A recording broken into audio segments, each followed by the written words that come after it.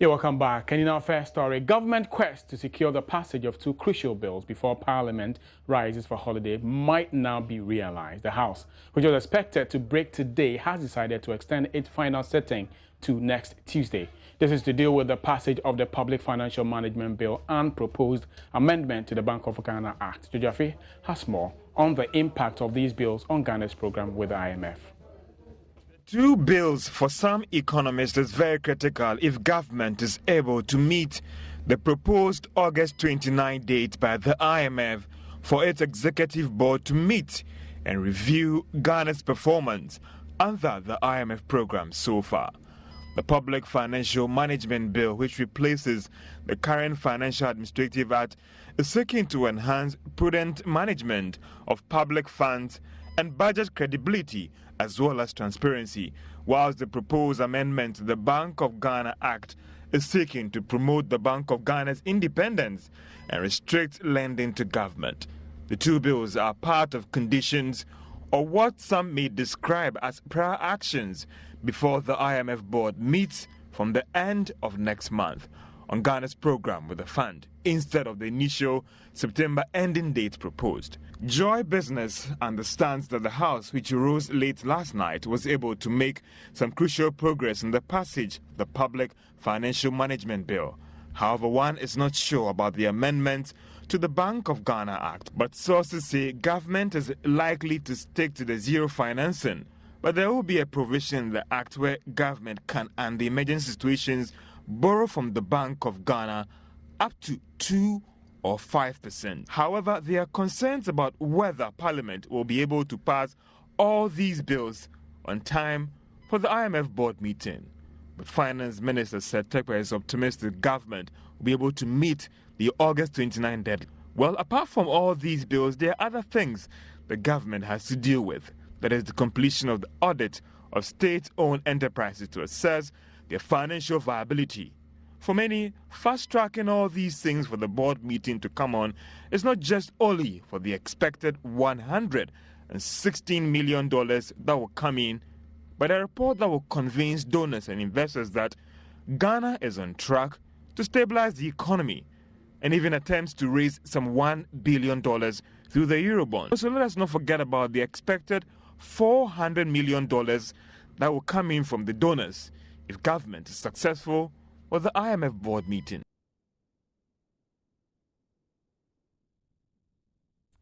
Now let's stay a bit longer on some financial matters, and the upcoming general election will make it crucial for the Bank of Ghana to step up its regulation of banks. That's according to economist and director of International Institute of Democracy and Electoral Assistant, Professor Adebayo Olukoshi. According to him, this should avert arbitrary funding of political activities at the expense of the banks, as well as illicit cash flows in the banking system, especially this election year. Mr. Adebayo Olukoshi tells Joy Business the central bank can learn from other countries in this bid. I think the rules of financing have to be enforced, and where they don't exist, they must be created. Money has become an insidious factor in politics. The integrity of the political system in too many parts of the world is being undermined by the adverse negative influence of money. Godfathers basically manipulating candidates, sometimes sponsoring candidates across political parties, of corporate interests basically buying policy by buying candidates and sponsoring them. All of these have created a much greater awareness around the world about the need to set rules of financing, including first the transparency of financing, and secondly the magnitude of financing, and thirdly even questions related to the sources of the financing, because sometimes it's also criminal money that has gone into the political system, accounting for the resources which some candidates spread around in order to be able to win office. In an ideal democratic setting, candidates should win elections on the basis of programs which they present before the electorate, and not so much on the basis of how much they are able to put in people's pockets to buy their conscience. and corrupt the system in the process, or on the basis of the razzmatazz that they are able to generate without paying attention to the substance that is necessary to help citizens to make informed choice. International IDEA has been working with governments in some of the countries of the continent, most recently in Kenya, in putting together ideas about new legislation that will help to curb the influence of money. Now, the Chamber of Petroleum Consumers Ghana has called for fairness in their deregulation policy on petroleum pricing. It is also demanding an immediate reduction of prices following section of consumers institutions, including the Ghana Private Road Transport Union, GPRTU, and the Industrial and Commercial Workers Union have joined the call for the reduction or to take an action. Speaking in an interview with Joy Business after the Chamber held its maiden council meeting in Tema, the Executive Secretary of the Chamber, Duncan Amwa, hinted that the Executive Council of the Chamber will issue a communique soon to reach to the failure of oil marketing companies to respond to global pricing indices. The price deregulation policy was introduced last year to enable various oil marketing companies to fix petroleum prices based on some key determinants, including global crude prices and the foreign exchange rate. The aim was to enable government to take its hands off subsidies as well as rationalize petroleum pricing in the country.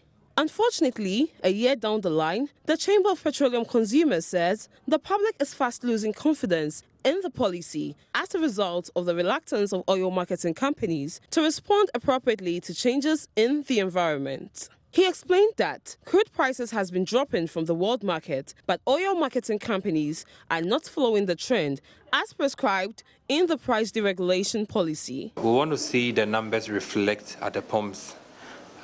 In times past, when world market figures have gone up, you would recall that they normally don't come with a grammar. You just go see pump prices going up. But unfortunately, we've observed over the past couple of windows that when prices have had to come down normally, there's a bit of feet dragging. As we speak today, world markets continue to hover around $42, $43, very significant. But markets continue to remain largely high. We are not happy about it. According to the Chamber, despite the existence of some regulations by the National Petroleum Authority, oil marketing companies are shortchanging Ghanaians. The Executive Council of the Chamber has met for the first time to elect the Director of the Institute of Statistical, Social and Economic Research as Chairman of the Chamber, Professor Felix Asante. Duncan Amwa says the council will soon come out with a communique to press home their demands. Currently, per our calculations, if fuel was selling in Ghana around 14 Ghana, 90 pesos, it would be fair. But most OMCs, as we talk today, are doing 15.75. Some are doing 16 Ghana cities. But we could actually go to 14 Ghana. If you are looking at 15.75 and 14.90, forex losses between the past 2 months, you cannot quote about 2% forex losses because we used to do about 3.85 per dollar exchange. Now it's around 3.96. You cannot talk of it in terms of even 2%, increments. But world markets have moved from $50 mark to the 42 region that we see today. Just do the variances. You would agree that it's gone way below 10% down. Now, we actually taking you to West Hills Malls, where Multi-TV Mini Habitat Fair is underway as we speak. The two-day fair is to bring together various exhibitors with products to meet your housing needs. Now we link up with our correspondent and my colleague there, Daryl Kwao, to brief us what exactly is happening and some update there. Daryl, you're welcome to the marketplace. What exactly is happening? Okay, John, things are gradually shaping up here at the West Hills Mall. You should come around. I'm currently standing at the Setsi Realty stand. They're one of the sponsors for the Habitat Fair. And there's very beautiful pictures of their 2- and 3-bedroom apartments.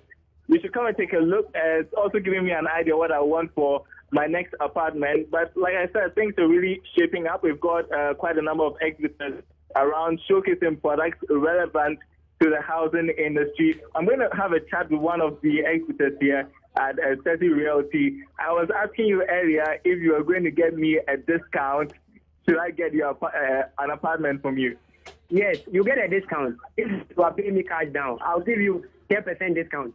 So he's going to give me a 10% discount. I want to take you next to our sales and marketing executives so they can just throw more light on what we are doing here. I've got the head of sales, Eddie NT, here. Looks like things are really beginning to shape up here. Tell me why we have put together this fair. It's simple, Darryl. It's just to help people to plan their homes for the future. Really, it's not. Some people have homes already; they build their houses, but there are other stuff like what to put into their houses. So it's just to give access to people so that you don't walk around. Just a one-stop shop for everything that you need in your house or in your home to plan your future. Okay, and this is in the lead up to the main event, that is the Habitat Fair. Tell us about the Habitat Fair, when it is taking place, what is going to be happening there. I will speak to Stephen Esong. He's also a sales and marketing rep. Tell us about the Habitat Fair coming up. All right. Habitat Fair is coming up on the 12th to 14th of August at the Accra International Conference Center. But currently we are here today and tomorrow, which is 29th and 30th. We'll be at West Hills Mall, 8 a.m. to 8 p.m. daily. We are helping to solve all the housing needs. This year, we started with Achimota Mall. We are finished successfully. We are at West Hills Mall. From here, we are going to Conference Center. But as we speak, we have sponsors like Ceci Realty. They are giving houses on discounts. Whatever you buy from them, you have 20% discount from them. Elegant Homes is also giving 10% discount on a house. Any property you buy from them, you have 10% discount automatic. We have GL Properties, Caspon Group, Evans, Gate Estate, and a lot of them here. So just drive into West Hills Mall and then find a place to call your home. Habitat Fair 2016, the theme is affordable housing for all. So wherever you are, come to West Hills Mall, wager, and get a place to call your own home.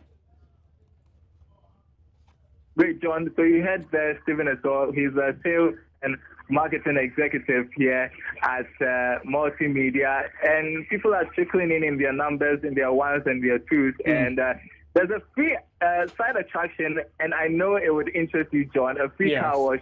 I know that you've been busy throughout the week and you may want to just come by and have your car washed for free. Oh, really? That? Wow. Wow.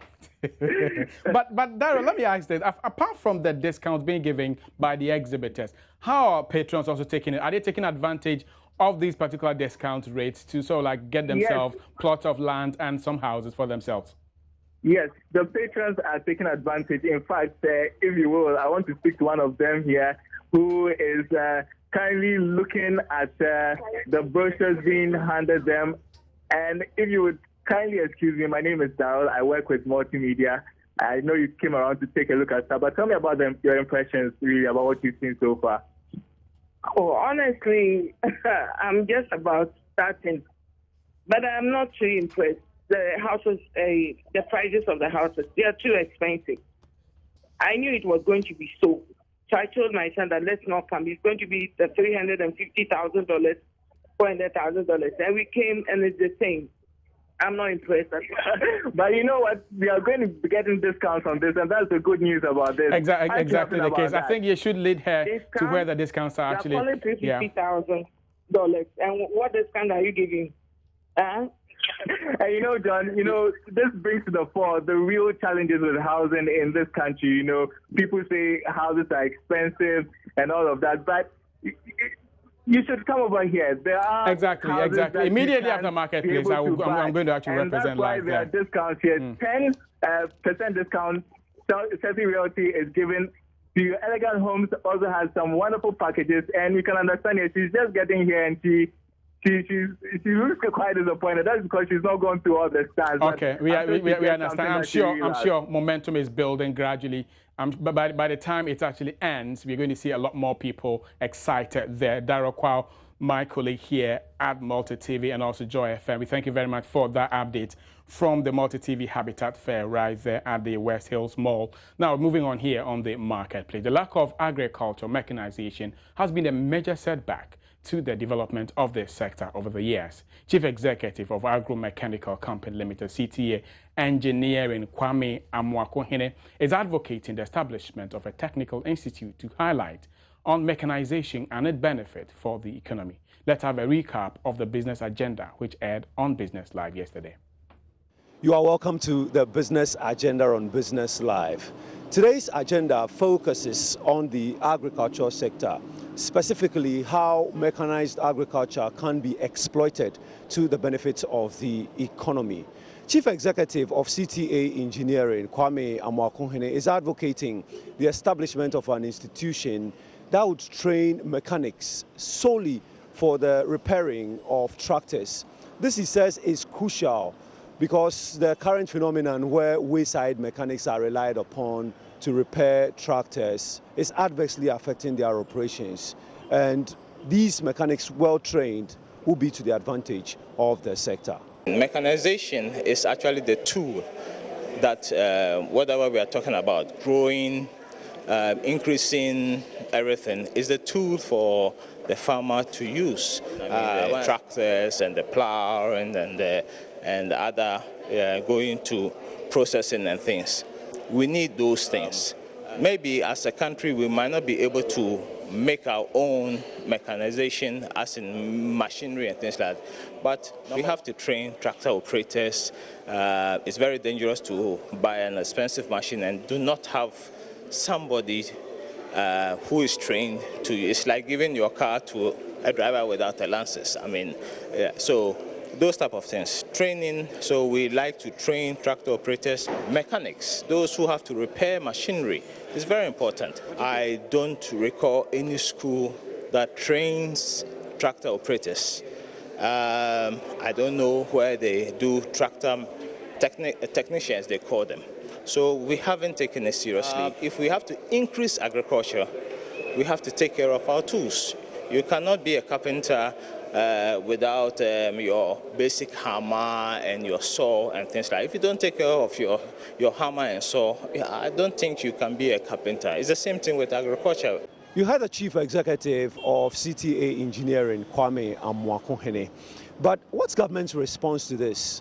Well, Deputy Minister for Agriculture, Ahmed Al-Hassan Yakubu, believes such an initiative would immensely benefit the sector, boosting yields. But according to him, the private sector is better placed to initiate such a project.